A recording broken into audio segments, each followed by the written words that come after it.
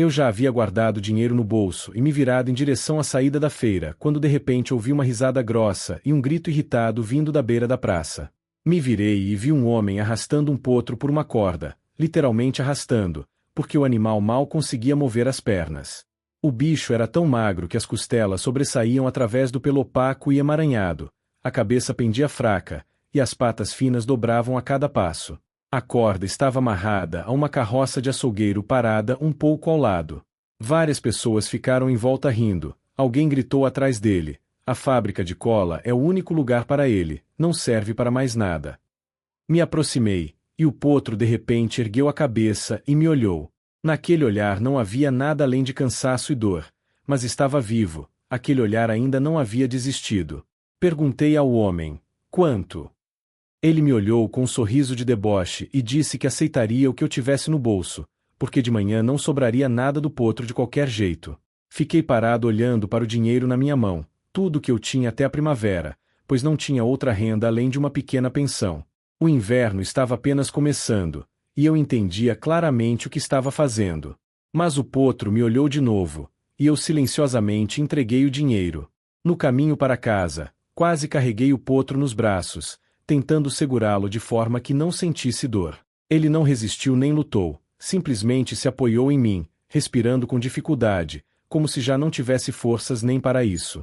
Em casa, espalhei feno direto na entrada, o deitei, cobri com um cobertor velho e me pus a trabalhar. Leite morno com mel, infusões de ervas que eu havia secado desde o verão, massagens cuidadosas nas patas finas e geladas. À noite, eu acordava e ia verificar se ele ainda respirava, e cada vez que eu via, soltava o ar em alívio em silêncio. No terceiro dia, um veterinário veio de uma aldeia próxima.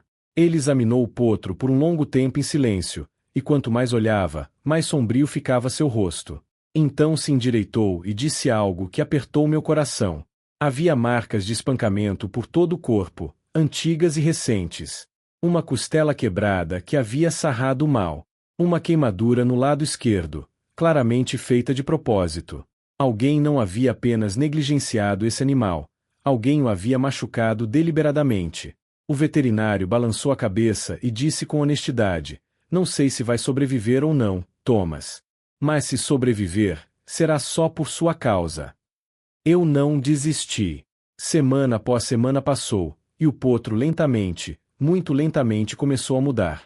Primeiro, simplesmente parou de tremer.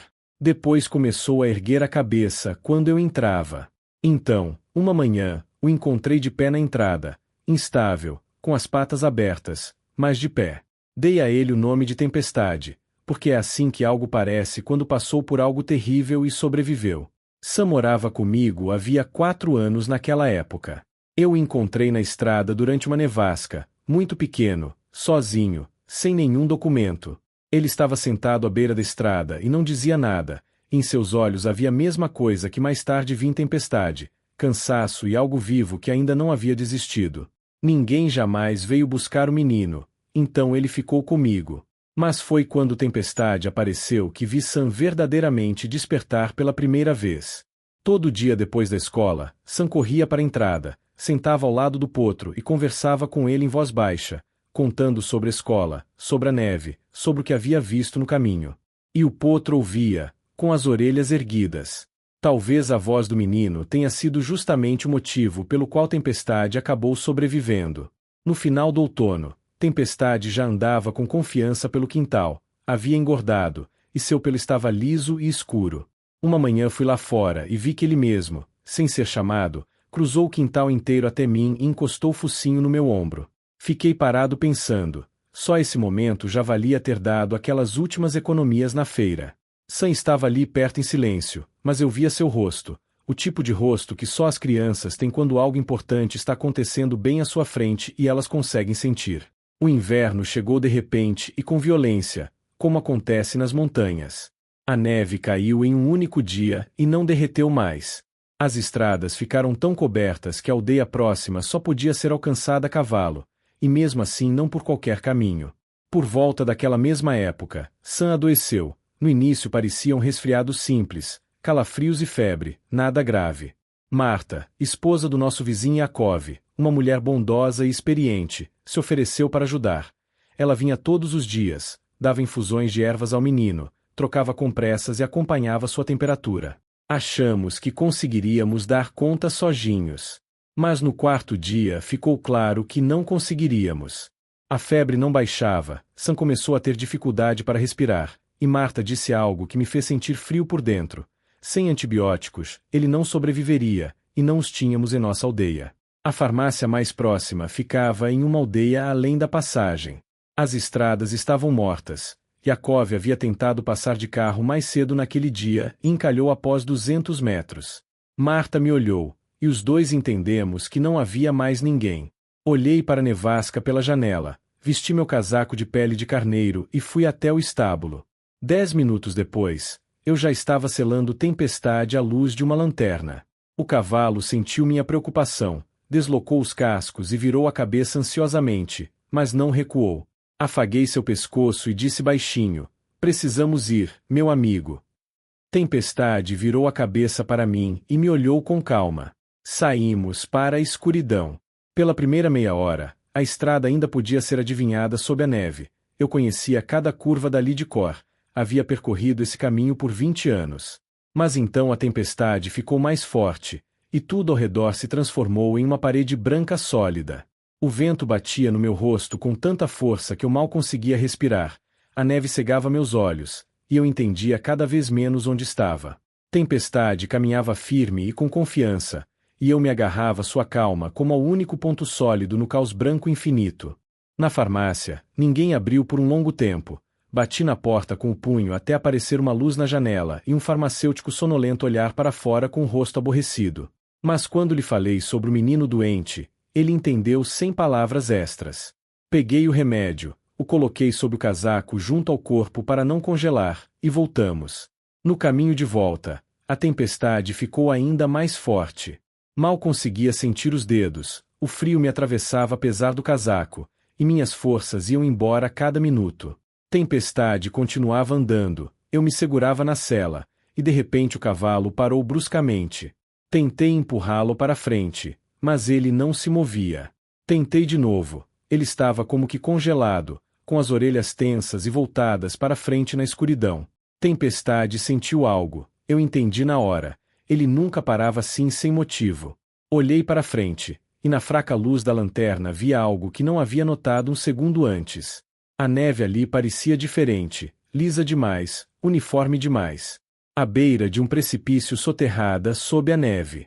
Um passo descuidado para frente, e teríamos caído num abismo profundo.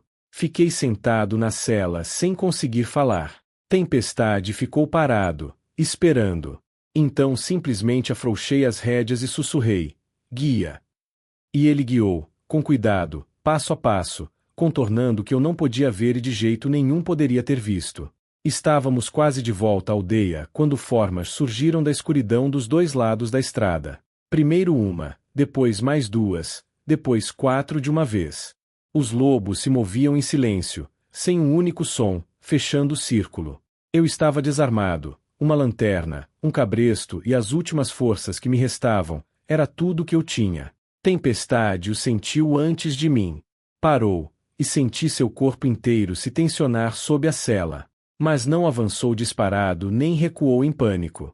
Ele virou lentamente de lado em direção ao lobo mais próximo, abaixou a cabeça e emitiu um som, baixo, vindo do fundo do peito, que eu senti não com os ouvidos, mas com o corpo inteiro. Então bateu o casco gelado no chão, 1, 2, 3 vezes. Naquele momento pensei apenas uma coisa: esse cavalo havia tremido na primavera ao toque de uma mão estranha. E agora estava de pé sem medo e não recuou nenhuma vez. Os lobos pararam. O maior, o que estava na frente, ficou parado fitando Tempestade por um longo tempo. O cavalo não desviou o olhar e não se moveu, simplesmente ficou parado e esperou. Depois de um minuto que pareceu uma eternidade, o líder se virou e caminhou para a escuridão. Os outros o seguiram. Não me movi por mais alguns segundos. Fiquei sentado na cela respirando, ouvindo a tempestade uivar ao meu redor e Tempestade respirar com calma e firmeza sob mim. Depois seguimos em frente. Chegamos em casa quando o céu estava apenas começando a clarear. Desci da sela e percebi que não conseguia andar, minhas pernas não me sustentavam. Me apoiei no lado de Tempestade e fiquei ali por vários minutos, apenas sentindo seu calor e ouvindo sua respiração tranquila. Depois entrei em casa. Marta abriu a porta antes que eu pudesse bater. Ela não havia dormido a noite toda, havia ficado sentada ao lado da cama de Sam esperando.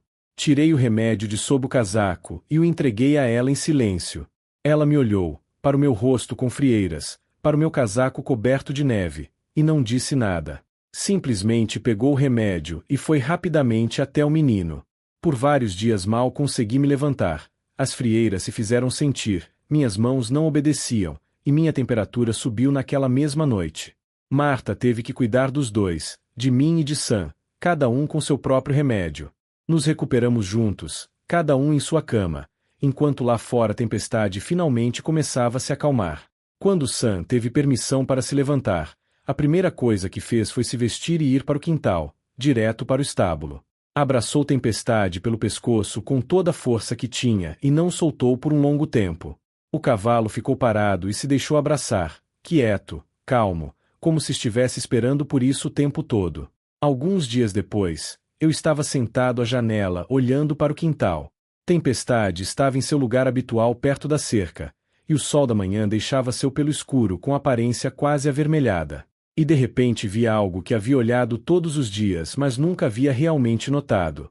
Uma mancha branca na testa, nítida e uniforme, em forma de estrela. E uma marca avermelhada no ombro esquerdo, onde a luz do sol incidia diretamente sobre o pelo. Fiquei paralisado e mal conseguia respirar. 22 anos atrás, no inverno mais difícil da minha vida, eu havia vendido uma égua. Precisava de dinheiro, não tinha outra escolha, e a vendi. E depois me arrependi por tantos anos que perdi a conta. Ela tinha exatamente a mesma mancha branca na testa. E exatamente a mesma marca avermelhada no ombro esquerdo. Fui para o quintal. Tempestade virou a cabeça e me observou com calma se aproximar. Parei ao lado dele, passei a mão pela sua testa e encontrei aquela marca familiar com os dedos. O cavalo fechou os olhos e exalou suavemente. Nunca saberei com certeza. Mas às vezes a vida devolve o que você uma vez perdeu, apenas de uma forma diferente e em uma forma diferente. Naquela manhã, eu era grato por cada dia que me havia levado até aquele momento, pela feira, pelas últimas economias no bolso, pelo olhar do potro que ainda não havia desistido. E por muito tempo depois continuei pensando em como, em um dia comum, quase me afastei de algo que nunca foi da minha conta me importar.